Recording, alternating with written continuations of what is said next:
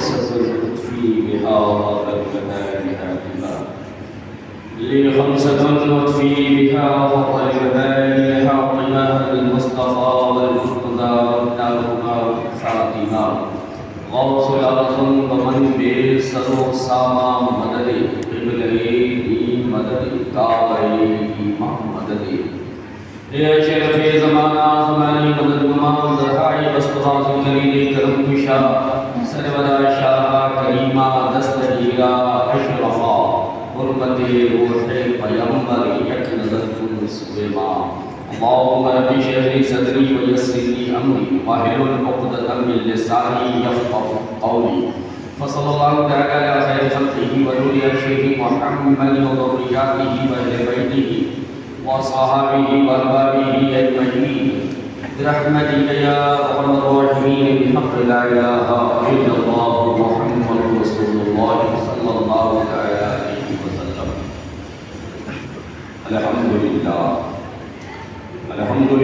نحمده ونستعينه ونستغفره ونؤمن به ونتوكل عليه ونعوذ بالله من شرور أنفسنا ومن سيئات أعمالنا من يهده الله فلا مضل له ومن يضلل فلا هادي له ونشهد أن لا إله إلا الله ونشهد أن سيدنا ومولانا حبيبنا وحبيب قلوبنا وقرتنا وقرة عيوننا ومحبوبنا ومسحوبنا وموجودنا ومقصودنا وحبيبنا ونبينا ووكيلنا وشفيعنا وشفاء صدورنا وعلى ولنا ومولانا محمدا عبده ورسوله أما بعد فأعوذ بالله من الشيطان الرجيم بسم الله الرحمن الرحيم واتبع سبيل من أناب إلي صدق الله مولانا العظيم وصدق رسوله النبي الأمين المبين المتين الكريم ونحن على ذلك لمن الشاهدين والشاكرين والحمد لله رب العالمين. عزیزان گرامی اور برادران ملت اسلامی، میں نے اس آیت مبارکہ کی تلاوت کر کے خود کو مشرف کیا ہے اور آپ نے سن کر کے آپ خود مشرف ہوئے ہیں. قبل اس کے کچھ عرض کروں. میں جب آیا حافظ صاحب نے پرانی تقریر مجھے یاد دلائی، کہا کن کٹا والا. میں گھبرا گیا کہ کہیں میرا نام کن کٹا تو نہیں رکھ دیا ہے. لیکن آج گفتگو ہوگی ذہن کو، دل کو، دماغ کو کھول دیں. اور تین باتیں میں آپ کو سمجھانے آیا. تین باتیں میں آپ کو سمجھانے آیا. ہر کا اپنا اپنا مزاج ہوتا ہے. کوئی الفاظوں سے کھیلتے ہیں، کوئی جملوں سے کھیلتے ہیں، لیکن اپنا اپنا مزاج ہوتا ہے. میں یہ چاہتا ہوں کہ جب اتنی ساری تیاری ہو، اتنی ساری محنتیں امام صاحب اور ان کے رفقا کریں تو قوم کو کچھ ایسا ملنا چاہیے کہ جس سے قوم ہماری راہ راست ہمیں دوسروں کو برا نہیں کہنا ہے، ہمیں دوسروں کو برا بھلا کہنا نہیں ہے. ہم اپنے اسٹیج سے یہ پیغام دیں کہ ہم کرتے ہیں. آئیے قرآن سے ہم پوچھیں گے. قرآن ہمیں بتائے گا تین بات. پہلی بات تو یہ کہ چادر کو ہم چومیں گے تو ہمیں ملتا کیا ہے. چادر کو چومنے کے بعد ہمیں کیا ملتا ہے. دوسری بات کہ بزرگوں کے، ولیوں کے قدموں کو دھو کر کے پئیں گے تو ہمیں کیا ملے گا. تیسری چیز، اللہ والوں کو یا غوث کہہ کے ہم پکاریں گے تو قرآن کا فتویٰ کیا لگے گا. تین باتیں ہیں اور یہ تینوں بات قرآن سے.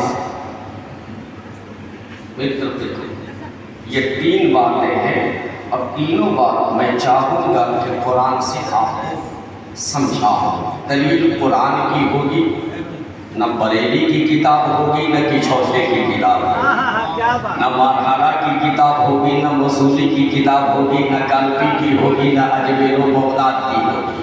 یہ وہ کتاب ہوگی کہ جسے اللہ کا کلام کہتے ہیں، جسے ہم اور آپ قرآن کہتے ہیں۔ لیکن اس سے پہلے آئیے عقیدت کے ساتھ، محبت کے ساتھ، خشوع کے ساتھ، خضوع کے ساتھ، دل جمعی کے ساتھ اگر یہ چاہتے ہو کہ تمہارا نام تمہارے نبی کی زبان پہ آ جائے، تمہارا نام تمہارے نبی کی زبان پہ آ جائے، کل میدان محشر میں میرے مصطفیٰ ایک ایک نام لے کے پکاریں گے، مفتی گلزار حاضر ہو جاؤ، حافظ صاحب حاضر ہو جاؤ، قاری صاحب حاضر ہو جاؤ، فلاں بن فلاں حاضر ہو جاؤ۔ صاحب ایک آدمی سوال کرے کہ یا رسول اللہ، خنجر پور کا رہنے والا، ایک دیہات کا رہنے والا، اور آپ اس کو اس کے نام سے، اس کے باپ کے نام سے پکار رہے ہیں، کیا آپ سب کو جان رہے ہیں؟ سب کو آپ پہچان رہے ہیں؟ تو میرے آقا ارشاد فرمائیں گے ہاں میں سب کو اس کے نام سے اور قبیلے اور خاندان سے جانتا ہوں۔ اتنا نام تو میرے آقا ارشاد فرمائیں گے سنو، جو دنیا میں رہتا تھا اور مجھ پہ درود پڑھتا تھا تو اس کا درود اس کے نام اور اس کے باپ کے نام کے ساتھ پڑھتا، اس لیے میں اس کے نام کو اس کے درود کی وجہ سے جانتا ہوں۔ تو پتہ یہ چلا کہ درود پڑھنے والا وہ ہوگا کہ جس کا نام لے کے محشر میں مصطفیٰ پکاریں گے، اور یہ یقین ہے کہ میرے نبی نے نام لے لیا میری بگڑی بن جائے گی، اس لیے کہ مصطفیٰ جس کا نام لے لے خدا اس پہ عذاب اس لیے کہ مصطفیٰ نام اسی کا لیں گے جو درود پڑھے گا، اور جب نام لیں گے تو پیار سے نام لیں گے نا، بولو جب مصطفیٰ پیار کریں گے تو اللہ کبھی جہنم میں ڈالے گا؟ نہیں ڈالے گا۔ اس لیے اگر چاہتے ہیں آپ کہ حضور آپ کا نام محشر میدان میں لیں تو عقیدت سے سر کو جھکا کے بالم ہو کر ہاتھوں کو باندھ کر یہ تصور کرنے میں اکثر کہتا ہوں کہ اس یقین و اعتماد کے ساتھ درود پڑھو کہ سمجھو وہ تو اور ہوتے ہیں جو کہتے ہیں کچھ اور، ہم تو یہ کہتے ہیں کہ کون کہتا ہے مصطفیٰ مدینے میں رہتے ہیں، کون کہتا ہے کہ مصطفیٰ مدینے میں رہتے ہیں، وہ ہم سنیوں کے بولو بولو بولو آواز سے، کون کہتا ہے کہ مصطفیٰ مدینے میں رہتے ہیں، وہ ہم سنیوں کے سینے میں رہتے ہیں۔ اور میں اکثر کہا ہوں کہ یہ عقیدہ صرف ہم لوگوں کا نہیں ہے یار، یہ عقیدہ قرآن مقدسہ نے ہمیں دیا ہے، النبی اولاد المؤمنین من انفسہم۔ اس لیے میرے عزیز میرے دوست، ادب سے ہاتھوں کو باندھ کر اگر کوئی دیوار کے سہارے پائے کے سہارے ہے ٹک لگا کر کے تو تھوڑی دیر کے لیے ادب سے بیٹھ کر دیکھیں میرے پیچھے بھی ابھی ٹک لگا سکتا لیکن ادب سے ہاتھ کو باندھ لیجیے اور تصور کیجیے کہ ہمارے حضور ہمارے درود کو سن رہے ہیں، اور ہمارے پڑھنے کے انداز کو، ہم جو جس انداز سے پڑھ رہے ہیں اس انداز کو میرے مصطفیٰ دیکھ سن بھی رہے ہیں اور دیکھ بھی رہے ہیں۔ اب ہاتھ کو باندھ لیجیے اور درود پاک پڑھیں، اللہم صلی اللہ علیہ وسلم سیدنا و شفیعنا و مولانا محمد کما تحب و ترضى بأن تصلي عليه الصلاة والسلام عليك يا رسول الله صلی اللہ علیہ وسلم۔ نبی اور آل نبی پہ ایک مرتبہ اور بار بار پڑھیں، صلی اللہ علیہ نبی وعلى آلہ وصحبہ بارک وسلم، صلاۃ و سلام علیک یا رسول اللہ صلی اللہ علیہ وسلم۔ حصول برکت کے لیے ایک مرتبہ اور بار بار پڑھیں، صلی اللہ علیہ جد الحسن والحسین وعلى آل جد الحسن والحسین وعلى آلہ وصحبہ بارک وسلم، صلاۃ و سلام علیک یا رسول اللہ صلی اللہ علیہ وسلم۔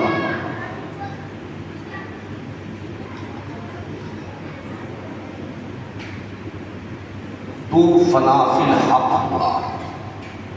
شیخ الاسلام صاحب علامہ مدنی کیا تو فنا فی الحق ہوا، پھر میں کیا کروں تو کیا ہوگا. تو فنا فی الحق ہوا، پھر میں کیا کروں تو کیا ہوگا. ارے قطرہ دریا میں گیا، وہ دریا نظر آنے لگا. قطرہ دریا میں گیا، وہ دریا نظر آنے لگا. اب تو نے اجازت کمال بندگی کبھی دیکھی نہیں، بندے کے بھیس میں خود مولا نظر آنے لگا. بندے کے بھیس میں خود مولا نظر آنے لگا. اور یہ غوث اعظم کی ذات والا صفات ہے جس کو ایک شے سماعت کر لو کہ یہ وہ شخصیت ہے، یہ وہ ذات ہے جو ببانگ دخل کہتے ہیں کہ میری تردامنی پہ شیخ نچائیو، میری تردامنی پہ شیخ نچائیو، دامن نچوڑ دو تو فرشتے وضو کریں، دامن نچوڑ دو تو فرشتے وضو کریں. یہ وہ میرے غوث کی ذات ہے، میرے غوث کی شان ہے، میرے غوث کا مقام ہے، میرے غوث کا مرتبہ ہے. میرے عزیز، میرے دوست، وَاتَّبِعْ سَبِيلَ مَنْ أَنَابَ إِلَيَّ، اور اتباع کر مولا کس کی.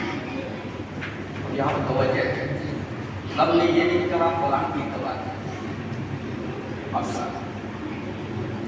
حدیث کی اتباع کی نہیں. رب نے کیا کہا؟ وَاتَّبِعْ اتباع کر مولا کس کی، سبیل من اناب الیہ، اتباع اس کی کر جو میری طرف مائل ہو گیا ہے، جو میری طرف متوجہ ہو گیا ہے. یعنی جس کا رخ میری طرف ہو گیا تو اپنا رخ اس کی طرف، جو میری طرف متوجہ ہو گیا، کھلے لفظ میں کہہ لو کہ جو میرا بن گیا تو اس کا بن گیا، جو میرا بن گیا تو اس کے دامن سے لپٹ جا، اس کے قدموں سے لپٹ جا، اس کی چوکھٹ سے چمٹ جا، اس کے دامن سے وابستہ ہو جا. ارے جب دامن سے وابستہ ہوگا تو یہ ایسے محبوب ہے ہمارے کہ یہ جہاں جہاں جائیں گے تجھے لے لیں گے. اس لیے رب نے اعلان فرمایا کہ ان کے قدموں سے وابستہ ہو جا، غوث اعظم کے قدم سے وابستہ ہو جا، خواجہ غریب نواز کے قدموں سے وابستہ ہو جا. اور کوئی بھی سلسلہ کوئی بھی ہو، سلسلہ چاہے چشتی ہو، نقشبندی ہو، سہروردی ہو، حبیبی ہو، رضوی ہو، اشرفی ہو، شہبازی ہو، یہ سارے سلسلے کو جانا ہے وہی بغداد پہنچنا ہے جو ان کے در سے پھر گیا، سنیت سے بھی پھر گیا. اور حقیقت یہ ہے کہ وہ ولایت ہو سکتا ہے اور نہ وہ سنی ہو سکتا ہے جو میرے غوث کی چوکھٹ سے بن جائے. ارے میرے غوث کی چوکھٹ کا، میرے غوث کی چوکھٹ کی بات آئی تو ایک روایت سمجھ. میرے غوث کی چوکھٹ پہ دو آدمی رہتے تھے، ایک چوکھٹ پہ ہی رہتے تھے. جو زائرین تشریف لاتے تھے تو ایک تھے کہ ان کی جوتی کو وہ سیدھی کرتے، اور ایک تو وضو کا پانی دیا کرتے تھے. دو تھے، ایک وضو کا پانی دیا کرتے تھے، ایک چوکھٹ پہ جو جوتی اتارتے تھے ان کی جوتی کو صحیح کیا کرتے تھے. ہائے مقام دیکھو یار، مقام کتنا بلند ہے. تو فنا فی الحق ہوا تو میں کیا کروں تو کیا ہوا. قطرہ دریا میں گیا، وہ دریا نظر آنے لگا. میرا غوث، میرے غوث کا مقام تو چھوڑو جہاں تمہارا فہم و گمان نہیں ہو سکتا. میرے غوث کا وہ مقام ہے. اور اس چوکھٹ پہ رہنے والے کا مقام کیا ہے جو چوکھٹ پہ رہے اور زائرین کی جوتے چپل کو سیدھی کرے، اس کی حفاظت کرے. اس کا مقام کتنا بلند ہے. آپ توجہ دو کہ ابدال آئے غوث کے آستانے پہ آدمی دیا تو غوث، میرا غوث وہ ہے جو غوث الاعظم ہے. حد غریب ختم ہو گئی، اب امام مہدی آئیں گے تو یہ غوثیت جو ہے، غوثیت کبریٰ اب امام مہدی کو ملے گی، بیچ میں کسی کو نہیں. اور غوثیت کبریٰ جو ہے وہ صرف فاطمہ ہی کی اولاد کو ملا کرتی ہے، بیچ میں کسی اور کو نہیں ملتی ہے. تو سیدنا غوث پاک کے چوکھٹ پہ رہنے والے انسان انہوں نے جب ابدال کو دیکھا اور جان لیا کہ یہ ابدال ہے اور بہت پہنچے ولی اللہ ہے، تو وہ انہوں نے کہا کہ میں تو یہاں کئی سال سے خدمت کر رہا ہوں، چوکھٹ پہ دربانی کر رہا ہوں، جوتا چپل سے لگ رہا ہوں، لیکن ابھی تک کچھ ملا نہیں، ابھی تک کچھ پایا نہیں ہے۔ لہذا ایسا کہ ان کی صحبت اختیار، ان ابدال کے ساتھ چلو، شاید یہ کوئی وظیفہ بتا دے، پھر تو وظیفہ کرائے، چلا کراوے تو ہمیں کچھ مقام و مرتبہ مل جائے، کچھ منزل ہم بھی پا لیں۔ تو اب وہاں سے اس چوکھٹ کو چھوڑ کر کے ابدال کے ساتھ چلے۔ ابدال کے ساتھ جب چلے تو کچھ دور گئے، شام کا وقت ہوا، دن بھر وہ روزہ رکھتے تھے، ابدال تو یہ بھی روزہ رکھتے، شام کا جب وقت ہوا تو انہوں نے دعا کی اللہ سے جب دعا کی تو 3 ابدال تھے اور چوتھے یہ تھے، تو چاروں کے لیے کیا ہے، انہوں نے افطار کیا، نماز ادا کی، رات میں شب بیداری کیا، پھر صبح کے سفر، پھر دوسرے ابدال نے دعا کیا، افطار کا سامان آ گیا، کھایا، نماز پڑھے، افطار کیا، نماز پڑھے اور پھر شب بیداری کی، پھر دوسرے روز بھی دیا، تیسرا روز بھی دیا، چوتھا روز جب آیا تو چوتھا روز ان تینوں نے کہا کہ سنو اب تمہاری باری ہے،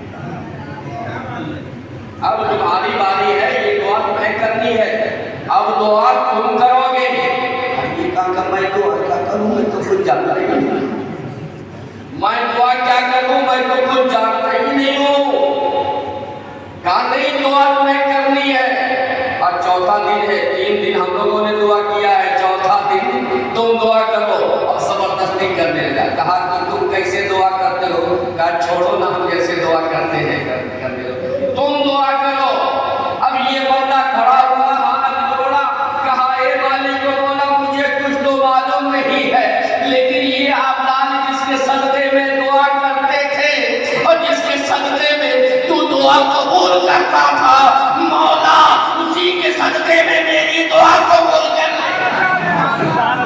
اب جب یہ دعا مانگی ہے، روز 1 روٹی آ رہی تھی، آج 2 روٹی آ گئی، سب شکم سیر کو دکھائے تو انہوں نے پوچھا کہ حضور یہ تو بتا دیجئے کہ آپ، ہم نے تو دعا کر دی، روٹی آ گئی، اب یہ بتائیں کہ آپ کس کے صدقے میں دعا کرتے ہیں، کس کے صدقے میں آپ کی دعا قبول ہوتی تھی؟ تو انہوں نے کہا کہ تمہیں معلوم نہیں ہے، جو غوث اعظم کے چوکھٹ پہ جوتی سیدھی کرتا تھا، جو غوث اعظم کے چوکھٹ پہ جوتی اٹھاتا تھا، جوتی کی رکھوالی کیا کرتا تھا، غوث اعظم کی بیٹا نہیں، غوث اعظم کا بیٹا نہیں، غوث اعظم کا نائب و جانشین نہیں، بلکہ ایک وہ خادم جو زندگی بھر میرے غوث کا جوتا نہیں، غوث کا جوتا نہیں، غوث کی زیارت کرنے، جو غوث سے ملنے آتا تھا، اس کی جوتی کو اٹھا کر جو سیدھا کیا کرتا تھا، اس کی حفاظت کرتا ہے، ہم اس کے صدقے میں دعا مانگا کرتے ہیں۔ جب یہ جواب سنا، شرمسار ہو گیا، کہا اے غوث میں تیری عطا پہ قربان، اے غوث میں تیری نوازش پہ قربان، اتنا نوازا کہ مجھے احساس بھی نہیں ہے، اور یہ ابدال میرے صدقے میں دعا کرتا، یہ ابدال میرے صدقے میں اللہ سے مانگا کرتے ہیں، اور اللہ انہیں دیا کرتا، مجھے تو خبر بھی نہیں کہ غوث تو نے کہاں سے کہاں تک پہنچا دیا ہے۔ یہ میرے غوث کا کرم ہے، یہ میرے غوث کی عطا ہے، یہ میرے غوث کا وہ منزل ہے، وہ مقام ہے، وہ مرتبہ ہے کہ آج کے مولوی پوری طاقت لگا دے، میرے غوث کے قدم تک نہیں پہنچ سکتے۔ غوث کی ذات تو بہت دور ہے، غوث کا مقام تو بہت دور ہے۔ آج میں نے کہا کہ وہ بہت سارے اعتراض ہوتے ہیں، سنیں گے آپ؟ لیکن سن کر کے بھلا دیں گے؟ اچھا میں پوچھوں ایک بات، 5 سال والی تقریر یاد ہے؟ بولیے، بھول گئے نا؟ بھول گئے؟ آج کل تو پرنٹ میڈیا کا دور ہے یار، اسے محفوظ کیا کرو، علم کی باتیں ہوتی ہیں، کہیں گم نہ ہو جائے، اس لیے کہ ہم لوگ وہ نہیں ہوتے جو رٹ کے آیا کرتے ہیں، ہم لوگ وہ ہوتے ہیں جو خود کو غوث کے حوالے کر دیا کرتے ہیں اور کہتے ہیں کہ آدھے دو یا ڈبو دو، اب تو تمہاری جانب، کشتی تمہیں پہ چھوڑی، لنگر اٹھا دیے ہیں۔ مطلب یہ ہے میرے غوث، ہم نے خود کو تیرے حوالے کر دیا ہے، اب جو چاہو تم بنوا۔ اب آؤ قرآن سے پوچھیں، اے قرآن یہ بتا، آج ایک سوال زمانہ کر رہا ہے کہ غیر اللہ کو یا سے پکارنا شرک ہے، اللہ کے علاوہ کسی کو لفظ یا سے پکارنا یہ شرک ہے۔ اے قرآن ہمیں بتا، ہم تو غوث اعظم کو بھی پکارتے ہیں، حسن و حسین کو بھی پکارتے ہیں، اپنے نبی کو بھی پکارتے ہیں، علی کو بھی پکارتے ہیں، ولی کو بھی پکارتے ہیں، مجدد کو بھی پکارتے ہیں، اپنے مرشد کو بھی پکارتے ہیں۔ یہ بتا میرا پکارنا صحیح ہے یا غلط ہے؟ قرآن نے کہا کہ ارے تو ہی صحیح ہے۔ قرآن نے کہا تو ہی صحیح ہے۔ پوچھا وہ کیسے؟ کہا قرآن پڑھا نہیں ہے؟ نے کہا پڑھا تو ہے، بتا تو صحیح۔ تو قرآن نے کہا تیسرا پارہ کھول ہے، وَإِذْ قَالَ إِبْرَاهِيمُ رَبِّ أَرِنِي كَيْفَ تُحْيِي الْمَوْتَىٰ قَالَ أَوَلَمْ تُؤْمِنْ قَالَ بَلَىٰ وَلَٰكِن لِّيَطْمَئِنَّ قَلْبِي قَالَ فَخُذْ أَرْبَعَةً مِّنَ الطَّيْرِ۔ مفسر کرام کہتے ہیں، تمام مفسروں کو دیکھو، قرطبی کو پڑھو، جلالین کو پڑھو، جس کتاب کو پڑھو گے ہر کتاب کے مفسر یہ بیان کرتے ہیں کہ جب حضرت ابراہیم علیہ السلام ایک ندی کے کنارے پہنچے تو دیکھا کہ ایک لاش پڑی ہوئی ہے، جانور، جنگلی جانور اس کے نوچ کے پھموڑ کے کھا رہے ہیں۔ تھوڑی دیر کے بعد دیکھا کہ پانی کا ریلا آگے بڑھا اور اس لاش کو اندر لے کے چلا گیا۔ پھر 1 گھنٹے 1 ساعت کے بعد ایک ریلا آیا تو دیکھا کہ پھر اس لاش کو پار پہ کنارے سمندر میں دریا کے کنارے لا کر چھوڑ دیا، گویا جانور کھائے، پھر دریا کی مچھلیوں نے کھایا، سمندر دریا میں جتنے کیڑے مکوڑے جو مچھلیاں ہیں ان سبوں نے کھایا، اور اس کے بعد دیکھا کہ اتنے چرند و پرند ہیں، جتنے پرندے ہیں وہ سب اتر کر کے اسے نوچ کھسوٹ کے کھا رہے ہیں۔ حضرت ابراہیم علیہ السلام نے جب یہ منظر دیکھا، مفسر کرام کہتے ہیں کہ اس منظر کو دیکھ کر کے صاحب قرطبی ارشاد فرماتے ہیں، اس منظر کو دیکھ کر کے آپ گھر گئے تو گھر میں بڑے بے چین رہے، بڑے بے قرار رہے، تو وہاں انہوں نے عرضی پیش کی، اے رب، وَإِذْ قَالَ إِبْرَاهِيمُ رَبِّ أَرِنِي، اے رب مجھے دکھا دے۔ ابراہیم نے کہا اے رب مجھے دکھا دے، کیف تحیی الموتیٰ، کہ مرنے کے بعد تو کیسے زندہ کرتا ہے؟ قال اولم تؤمن، رب نے ارشاد فرمایا کیا تمہیں یقین نہیں، تمہارا اس پر ایمان نہیں ہے کہ میں مرنے کے بعد زندہ کروں گا؟ کہا مولا یقین تو ہے، ایمان اس پر ہے، لیکن دل میں سکون نہیں ہے، میں سکون چاہتا ہوں، قلب میرا مختلف ہے، پریشان ہے کہ کیسے تو زندہ کرے گا۔ کوئی آگ میں جل گیا، کوئی پانی میں ڈوب گیا، کوئی مٹ گیا، کوئی کچھ ہو گیا، کوئی کچھ ہو گیا، پھر اسے تو زندہ کیسے کرے گا؟ تو مفسر کرام بیان کرتے ہیں کہ رب نے ارشاد فرمایا اربعۃ من الطیر، 4 پرندوں کو، بولیے 4 پرندوں کو اپنے پاس لاؤ اور اسے خود سے مانوس کرو، خود سے قریب۔ تو مفسر کرام کہتے ہیں 4 پرندے میں کون سا تھا؟ کچھ مفسر کرام کہتے ہیں کہ گدھ، کبوتر، مرغابی اور مور، اور کچھ نے کہا کہ گدھ نہیں تھا، کوّا تھا، یہ کہا۔ تو حضرت ابراہیم علیہ السلام نے اسے ذبح کیا، ذبح کرنے کے بعد بہت توجہ سے سننے کی، اسے ذبح کیا، سر کو الگ کیا، اپنے پاس رکھا، پر کو ادھیڑ دیا، چمڑے کو ادھیڑ دیا، ادھیڑ کے پھینک دیا، اور سارے جانور کو ایک جگہ رکھ کر کے سب کا قیمہ بنا دیا۔ سارے پرندے کو ایک جگہ رکھ کر کے قیمہ سب کا چھوٹا چھوٹا ٹکڑا کر کے قیمہ بنا دیا۔ اب بتاؤ کوئی بھی سائنٹسٹ بتا سکتا ہے کہ اس میں کون سا ٹکڑا گر جاتا ہے؟ کوئی نہیں بتا سکتا۔ اچھا اس میں جب ذبح کرنے کے بعد سب کو مار ڈالا تو یہ بتاؤ کہ اب یہ زندہ ہے یا مردہ ہے؟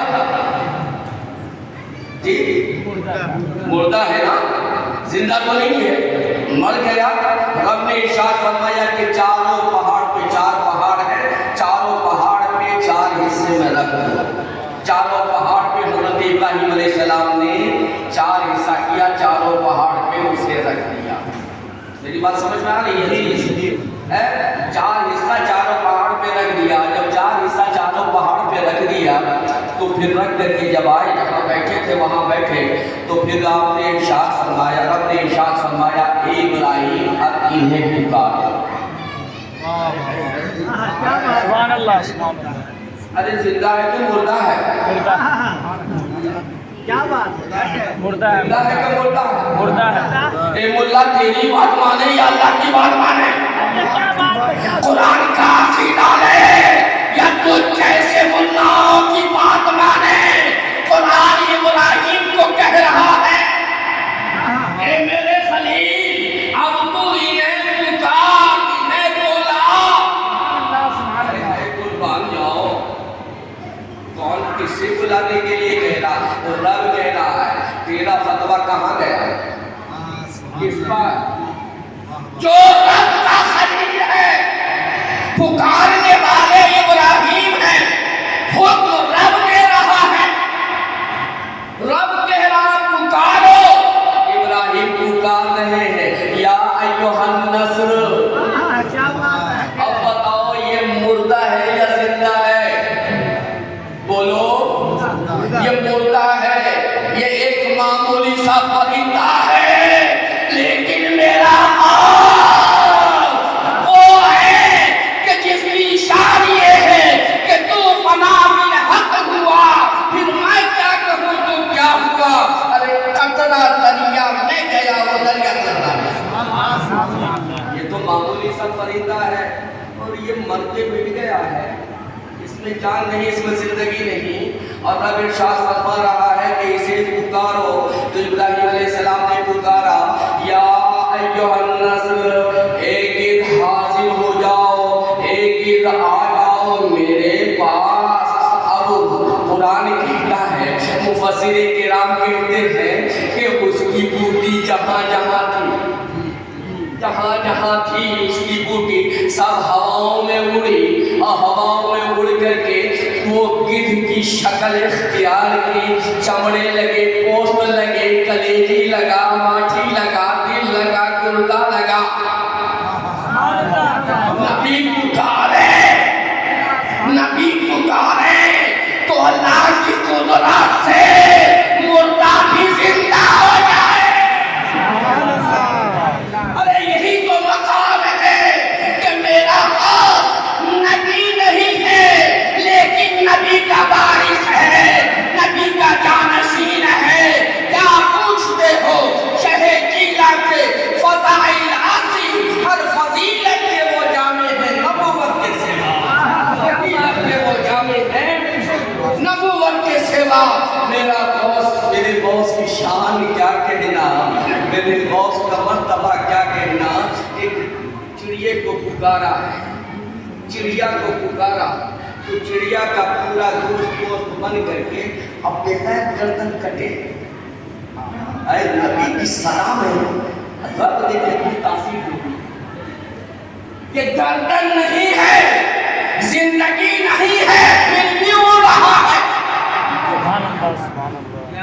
گردن نہیں ہے لیکن اے ابراہیم آپ کی صدا میں میرے رب نے کتنی قوت عطا کی ہے کہ گردن نہیں ہے پھر بھی اڑتا ہوا آ رہا ہے۔ میرا نبی اگر چاہے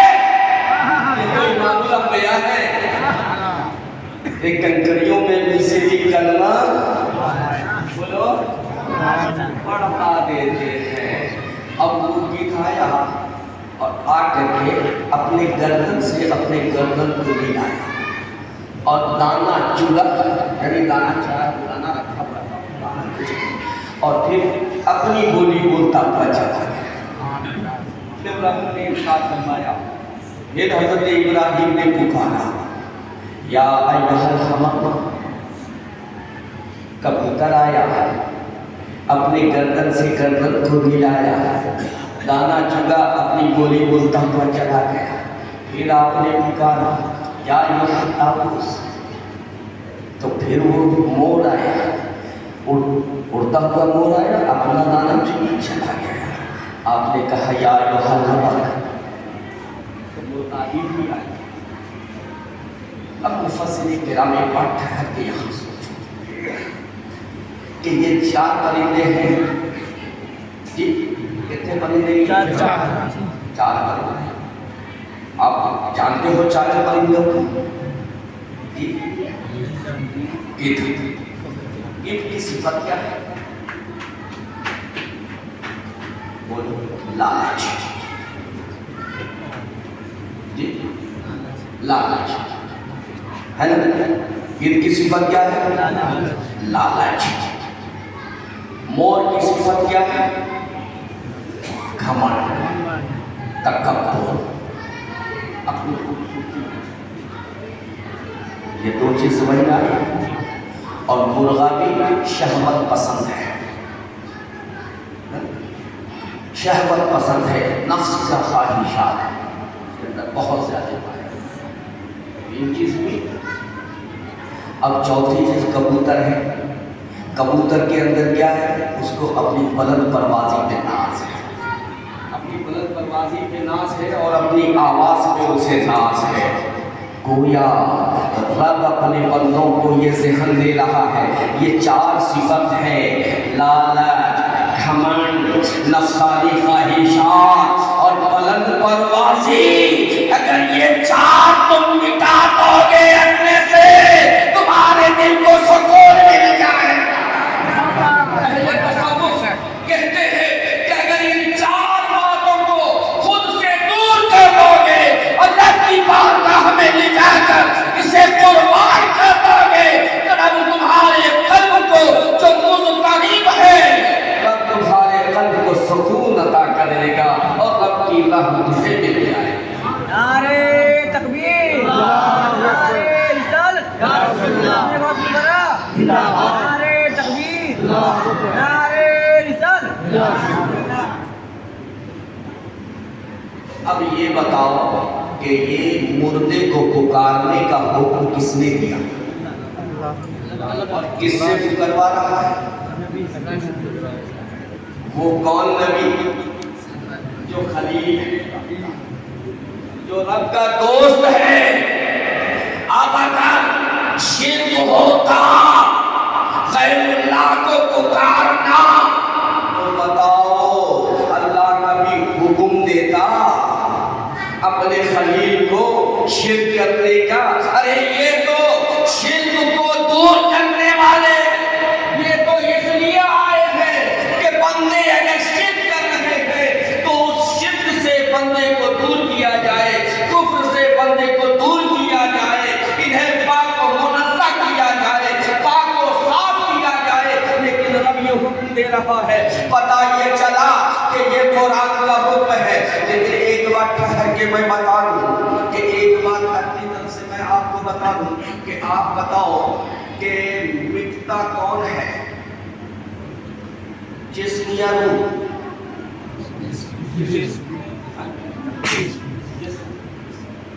روح کبھی مٹتی ہے؟ اور روح کے اندر جس نے روحانیت پیدا کر دی، جس نے اللہ کے راستے میں ذکر و اذکار کیا، جو اللہ کی راہ میں عبادت و ریاضت کر کے اپنے روح کو پاکیزہ کیا اور پھر اس کی روح پاکیزہ ہو کر اس روح کے اندر روحانیت آ گئی، تو بتاؤ وہ روحانیت کبھی مٹتی ہے؟ یہی فرق کا سمجھ ہو گیا. فرق کا یہی پہ سمجھ ہو گیا.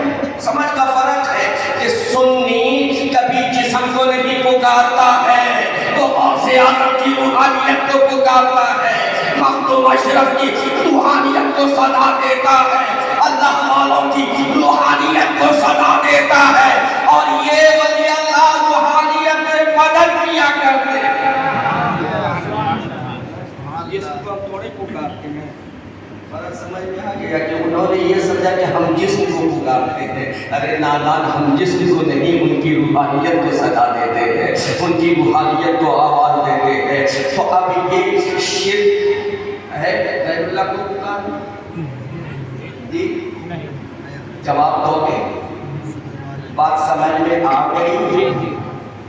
میں کوشش یہ کر رہا ہوں کہ ایک ایک بات تمہارے ذہن میں آ جائے، لیکن پر سال والا سبق بھول گئے، اس سال والا سبق مت بھولنا، یاد رکھنا، یاد کر لینا، اس لیے کہ کوئی ہم سے سوال نہیں کرے گا، کوئی مفتی گلزار صاحب سے سوال نہیں کرے گا، کوئی قاری صاحب سے، حافظ صاحب سے اور ان لوگوں سے سوال نہیں کرے گا، سوال کرے گا ٹھیلا والے سے، سوال کرے گا پان والے سے، سوال کرے گا ریڑھی والے سے۔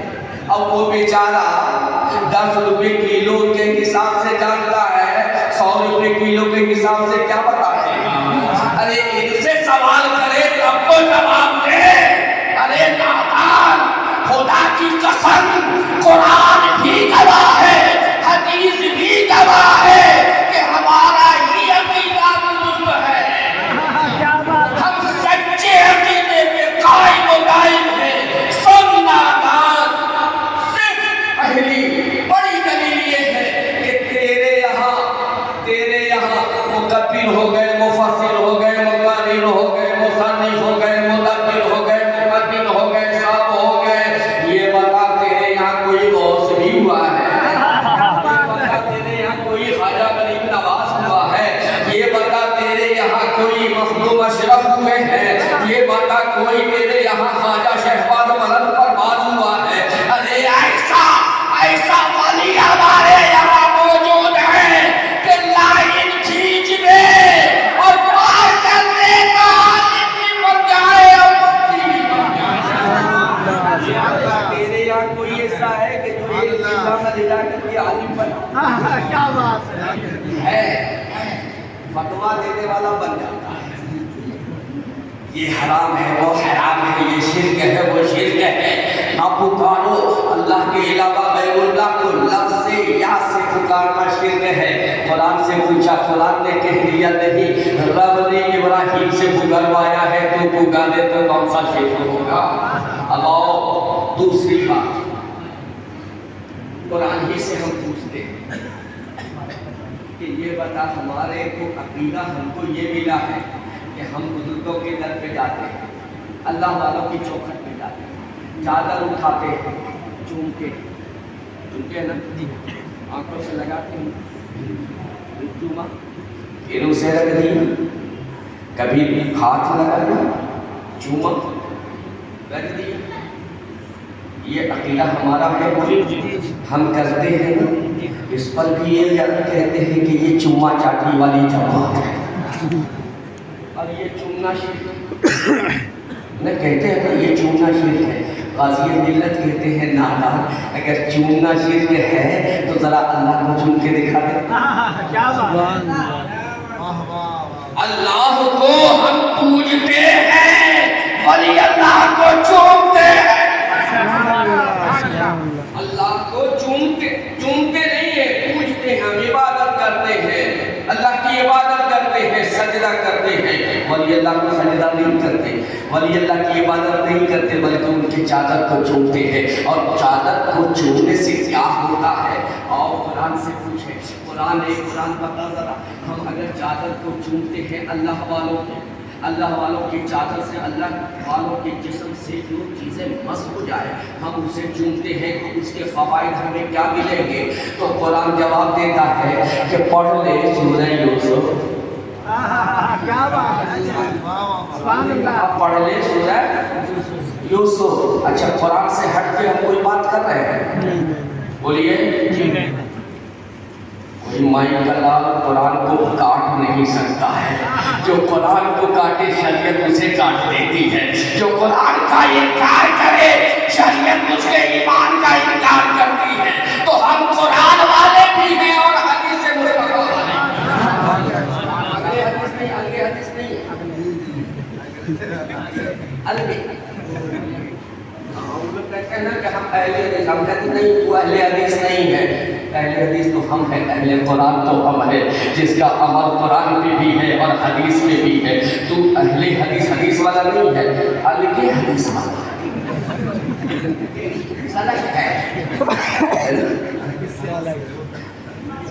تو اب قرآن سے ہم نے پوچھا، قرآن بتا ان ولی اللہ کے، اللہ والوں کے جسم سے اگر کوئی منسوب ہو جائے، اللہ والوں کے جسم سے کوئی چادر سٹ جائے، اسے ہم چومے آنکھوں سے لگاویں تو کیا یہ شرک ہے؟ کیا اس سے نقصان ہے یا فائدے ہیں؟ تو انہوں نے کہا کہ سورہ یوسف پڑھ لے، جب یوسف علیہ السلام جب وہاں سے یوسف علیہ السلام کو حزین کے وہاں پہنچے ہیں اور زلیخا کے یہاں رہے، یوسف علیہ السلام کو اس وقت بادشاہ نے منیجت بنا دی۔ پورے واقعات میں نہیں جائیں گے، وقت بہت کھا جائے گا، واقعات میں جائیں گے وہاں نہیں بج گئے، اب 2 بجے ہمیں نکلنا تھا۔ تو اب اس نے کہا کہ قرآن نے کہا پڑھ، جب یوسف علیہ السلام وہاں گئے، قحط سالی ہوئی، خزانے کا بادشاہ نے بولا، کہا اے یوسف اب تم منقسم بن جاؤ، تقسیم کرنے والے بن جاؤ، جو بھی بھکاری آوے، جو محتاج آوے، جو بھوکے آوے، تم انہیں غلہ دیتے چلے جاؤ۔ اب غلہ دینا چلا گیا، غلہ دیتے چلے گئے، اب یہ دیکھا تو دیکھا کہ ہمارے بھائی بھی آ گئے، اب وہ بھائی پہچاننے نہیں، یہ سب قرآن کا ہے، اپنی طرف سے کچھ نہیں، مفتی صاحب گواہ ہے، دامن پکڑ لینا۔ اب سب کو دیا لیکن ایک بھائی کے برتن میں چھپا دیا، اور پھر بات کہا اچھا یہ تم چرا رہے تھے کیا؟ تمہیں رکو، تم رکو، سب کو چلا دیا، اس کو روک دیا۔ جب روکا تو کہا کہ ایک بات بتا کہ میرے آنے کے بعد، میرے غائب ہونے کے بعد میرے بابا کا کیا حال ہے، یعقوب علیہ السلام کا کیا حال ہے، میری جدائی میں میرے بابا کیسے رہے، میری ماں کیسے رہی؟ تو وہ چھوٹا بھائی کہہ رہا ہے بھائی آپ مجھے پہچان لیو؟ کہا ہاں میں تمہیں پہچان رہا ہوں، میں تمہارا کہا، جواب دیا کہ آپ کی یاد میں، آپ کے فراق میں، آپ کی جدائی میں روتے روتے یعقوب علیہ السلام یعنی بابا کے آنکھوں کی بینائی چلی گئی ہے، بینائی ختم ہو گئی ہے، تو بیٹے کی جدائی میں روئے، اتنا روئے کہ آنکھوں کی بینائی ختم ہو گئی۔ یوسف علیہ السلام تڑپے، بے چین ہوئے، کہا سنو اب تم جاؤ بابا کے پاس، کہا کیا لے کر کے جاؤ؟ قرآن کہہ رہا ہے اذهبوا بقمیصی هذا فألقوه، قرآن کہہ رہا ہے جب بھائی کو ودا کیا ہے، بھائی جب چلے ہیں تو حضرت یوسف علیہ السلام نے اپنا کپڑا، اپنا کرتا اتار کر کے بھائی کو دیا، کہا اسے لے کر کے چلے جاؤ، اور جب بابا کے سامنے آنا تو بابا کو یہ کرتا دینا، اور بابا کے آنکھوں سے کرتے کو بولو بولو بولو بولو، یقینا قرآن کا ہے، بابا کے آنکھوں سے میرا یہ کرتا لگا دینا۔ کہا بھائی ہوگا کیا؟ کہا اس کرتے کے سٹ پہ ہی بابا کے آنکھوں میں بینائی آ جائے۔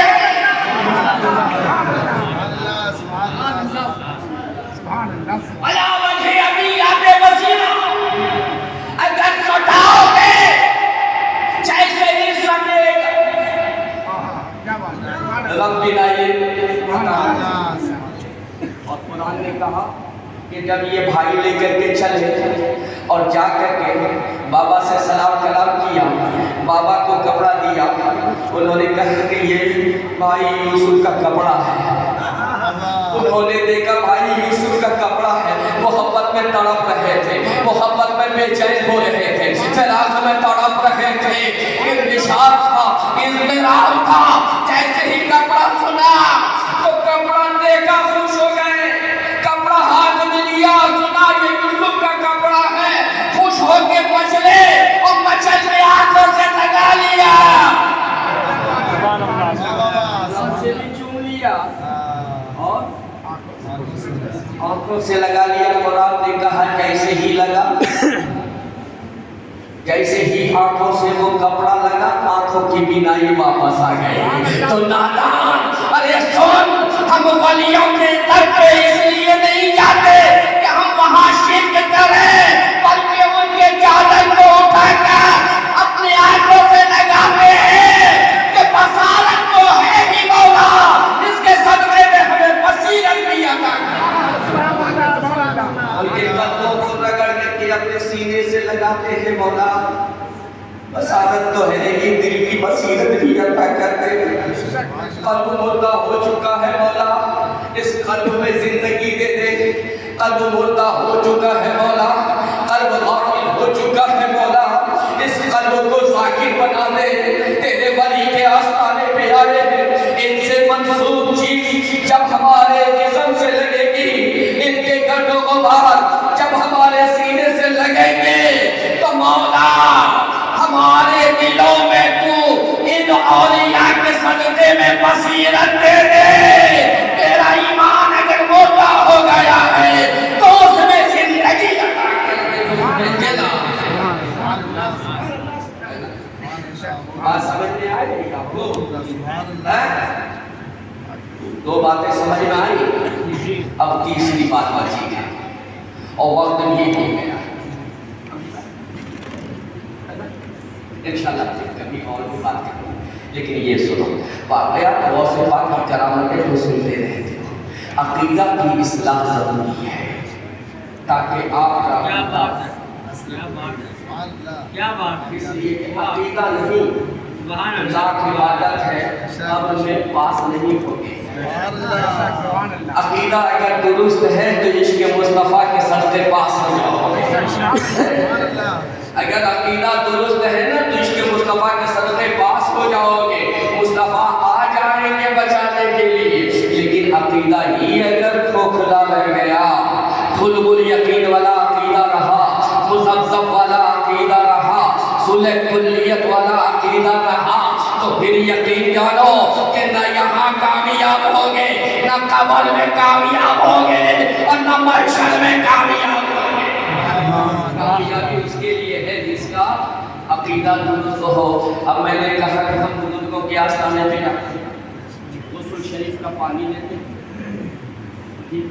مختوم صاحب کے غسل کا پانی بڑی تحصیل ہے بھیا کہ جھوچی میں جاؤ غسل کا پانی لو اور کسی آسے زدہ کو پلا دو، دیکھو وہیں پہ کیفیت تازی ہو جاتی۔ تو اب ایسا کیوں بھائی؟ قرآن سے پوچھتے ہیں، اے قرآن یہ بتا کہ ولیوں کے قدم کا دھویا ہوا پانی یا ولیوں سے منسوب جو پانی ہو، ولیوں کے قدم سے اگر ٹچ کر کے آئے تو اس میں شفا ہے کہ نہیں ہے؟ بات سمجھ میں آ رہی ہے؟ اللہ والوں کے قدموں سے اگر کوئی پانی ٹچ کر جائے، منسوب ہو جائے تو اس میں شفا ہے کہ نہیں؟ بولو شفا ہے کہ نہیں؟ اچھا دلیل لو، سب جانتے ہیں، سب جانتے ہیں، سب جانتے ہیں۔ ہماری عوام اللہ کا شکر ہے بحمد اللہ حافظ صاحب، ہماری عوام جو ہے وہ جاہل نہیں ہے، جاہل نہیں ہماری عوام۔ ارے سب سے بڑا علم اس کا کیا ہے دنیا میں؟ پوری دنیا میں سب سے بڑا علم کیا ہے؟ بولو، سائنس ہے، عربی پڑھنا ہے، اردو پڑھنا ہے، میتھمیٹکس ہے، فزکس ہے، کیمسٹری ہے، بایو ہے؟ نہیں، سب سے بڑا علم ہے خدا کو ایک جاننا، خدا کو ایک جاننا اور اسے ایک ماننا، یہ سب سے بڑا علم ہے۔ اور اسی لیے ہمارے بزرگ کہتے ہیں کہ کبھی کسی ایمان والے کو جاہل مت کہنا اور کبھی کسی ایمان والے کو بد نصیب مت کہنا، بد قسمت مت کہنا۔ کیوں؟ اس لیے کہ اس کی خوش قسمتی یہ ہے کہ سب سے قیمتی دولت ایمان و عقیدے کی اس کے پاس موجود ہے، اس لیے وہ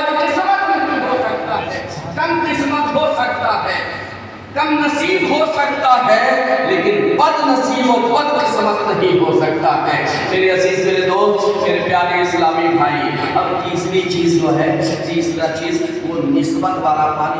آب زمزم کیا ہے بھائی؟ دلیل آپ لوگوں نے کیوں دیا نہیں دیا؟ جانتے ہیں نا آب زمزم کی متعلق؟ بولے جانتے ہیں نا آب زمزم کی متعلق؟ آب زمزم کہاں سے؟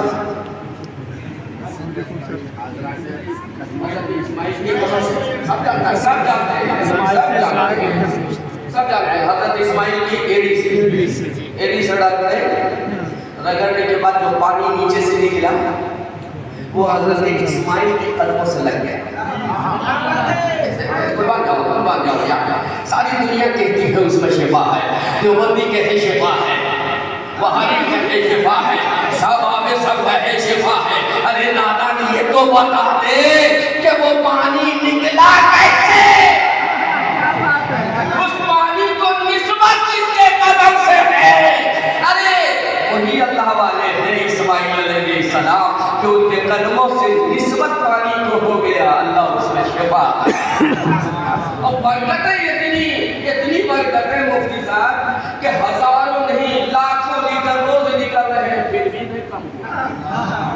یہ برکت ہے قدم کی۔ لیکن قرآن سے جب ہم پوچھتے ہیں، اے قرآن بتا ہمیں، اے قرآن ہمیں تو سمجھا، اے قرآن ہمیں راستہ دکھا کہ اگر اللہ والے کے قدموں سے جو پانی جڑ جائے اس میں کیا ہے؟ کیا اس کا پینا شرک ہو گیا؟ کیا اس کا پینا غلط ہو گیا؟ تو قرآن نے کہا کہ نہیں، ذرا پڑھ تو قرآن صحیح سے، ہمیں پڑھ لے سب مسئلہ سمجھ میں آ جائے گا۔ میں نے کہا کہ کیوں؟ سب تو پڑھتے ہیں۔ کہا نہیں، کچھ لوگ پڑھتے ہیں تو انہیں قرآن آتا ہے، اور کچھ لوگ پڑھتے ہیں تو انہیں عرفان ہوتا ہے۔ عرفان سمجھ رہے؟ پیلیا کو کہتے ہیں، بیماری کو کہتے ہیں۔ تو کچھ لوگ پڑھے تو ہدایت پا گئے، کچھ لوگ پڑھے تو گمراہ ہو گئے۔ قرآن نے پہلے ہی کہا ہے یُضِلُّ بِهِ كَثِيرًا وَيَهْدِي بِهِ كَثِيرًا، عشق مصطفیٰ لے کے پڑھو گے تو ہم تمہارے لیے ہدایت بن جائیں گے، اور قرآن سے مصطفیٰ لے کے قرآن پڑھو گے تو گمراہ۔ اب قرآن سے جب پوچھا تو قرآن نے کہا کہ ذرا موت تو کر۔ حضرت ایوب علیہ السلام، حضرت ایوب علیہ السلام، صبر ایوب بہت مشہور ہے، سنا ہے صبر ایوب بہت مشہور ہے۔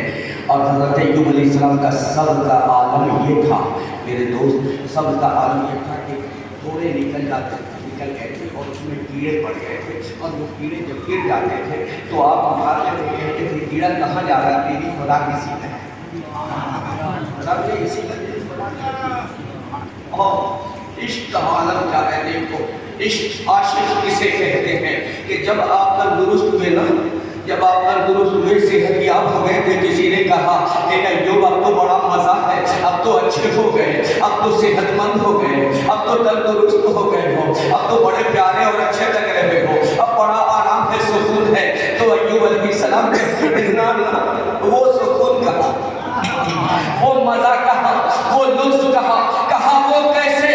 بیماری میں لطف کہا، ہاں، ارے جب وہ کیڑے کاٹتے تھے اور بے چین ہوتا تھا، تڑپتا تھا، تو غیب سے ندا آتی تھی، رب کی ایوب کیسے ہو؟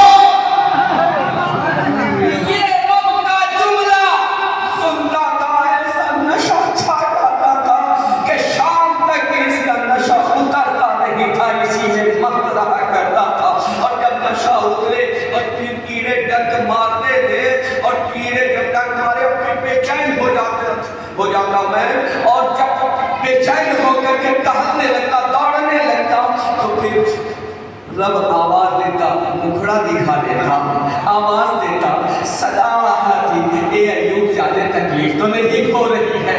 یہ پیار بھرا جملہ میرے مولا کا، یہ پیار بھرا جملہ میرے رب کا جب سنتا میرے کانوں میں رس گھول دیتا تھا، تو وہ لذت کا گیا۔ اب وہ چیز ختم ہو گئی، لیکن ٹھیک کیسے ہوئی؟ جب اللہ نے کرم فرمایا اور چاہا کہ ٹھیک ہو جائے تو حضرت ایوب علیہ السلام کو حکم دیا، اے ایوب جا پہاڑی پہ جا، उर्कुस बेरी चलेगा, उर्कुस बेरी चलेगा। अपनी एड़ी मार, अपना पैर मार, पहाड़ पे अपना पैर मार। अब पहाड़ पे जब अय्यूब अलैहिस्सलाम ने पैर मारा, ये कौन कह रहा है? कुरान कह रहा है, अल्लाह के हुक्म से। अय्यूब अलैहिस्सलाम जब पैर मारे तो उर्कुस बेरी चलेगा।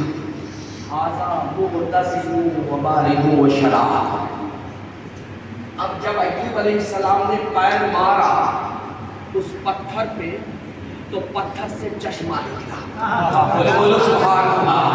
उस पत्थर से पानी निकला, और जब पानी निकला तो बताओ पानी ने सबसे पहले किसे देखा और चूमा? अय्यूब अलैहिस्सलाम के कदमों को देखा, और उसी कदम को, अय्यूब अलैहिस्सलाम के कदम को उस चश्मे के पानी ने चूमा। मैंने कहा कि भाई चश्मे तो हजार हैं, चश्मे तो लाखों करोड़ों हैं, हर जगह चश्मे निकलते रहते हैं, क्या वही है? क्या वो शफा है? रब ने इरशाद फरमाया, ना ना, अरे वो चश्मे और हैं, ये चश्मे और हैं, ये चश्मे वो है जिसके पानी ने अय्यूब के कदमों को मूसा ले लिया। अब हुक्म हुआ, आजा मुख्तसिर, ए अय्यूब अब इस पानी से खुद को गुस्ल कर ले। कहा मौला क्या होगा? कहा ऊपर जितने फोड़े फुंसी है ना, वो सब अच्छे भी हो जाएंगे और सबके दाग मिट भी जाएंगे। और जो अंदर तू पी लेगा, तो अंदर की जो बीमारी है, अंदर की जो कैफियत है, अंदर में जो गड़बड़ी है, अंदर की जो तकलीफ है, आज़ा मुर्तज़िल बालिग़ व शराब, जब उसको तू पिएगा तो तेरे अंदर की बेचैनी खत्म हो जाएगी, बेकरारी खत्म हो जाएगी। यही वजह है कि हम जब जाते हैं शहर से ना के चौखट पे, तो कभी चौखट खोल के पी लेते हैं, हमारे अंदर की जो बेचैनी है, हमारे अंदर की जो बेकरारी है, वो बेकरारी भी मिट जाए और ईमान में मुख्तगी आ जाए, साबित कदमी आ जाए। वाह क्या मर्तबा, एक हौस है बाला तेरा, ऊंचे ऊंचों के